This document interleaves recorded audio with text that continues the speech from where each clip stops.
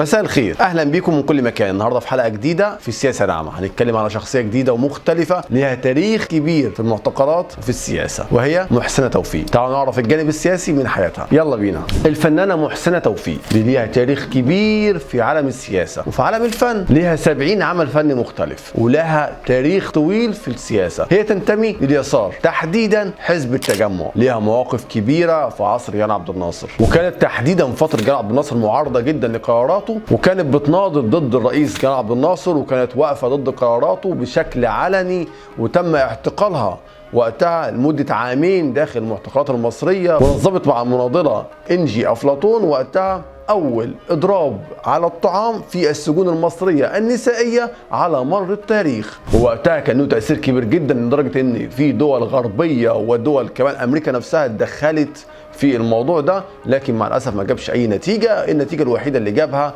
هو تغيير مأمور السجن وقتها. وبعد فترة من الزمن خرجت من السجن واستمرت في أعمالها الفنية، وبعدين بعد فترة من الزمن بعد ما اشتهرت وحققت نجاح كبير جدا في عالم الفن، تم تكريمها من الرئيس جمال عبد الناصر، واعتذر ليها وقتها واهداها وسام العلوم والفنون من الرئيس جمال عبد الناصر. هل سكتت؟ لا، استمرت في نضالها واستمرت في جميع الفعاليات كان بيقوم بيها وقتها حزب التجمع، وده كان حزب طبعا وما زال مشهور بالمعارضه. وننتقل لعهد الرئيس محمد انور السادات، وكان ليها مواقف كتير جدا ضد الرئيس محمد انور السادات ايضا، وكمان معاهده كامب ديفيد اللي هي كمان اعلنت اللي هو اسوأ يوم في حياتها. استمرت كانت ضد بعض المواقف اللي كانت موجوده في عصر الرئيس محمد حسني مبارك، كمان نزلت وشاركت في ثوره 25 يناير عام 2011، وكانت ليها موقف كبير ضد المواطنين او بعض الناس اللي كانت رافضه تنزل. واستمرت في النضال وفي العمل السياسي او مشاركتها في العمل السياسي لغايه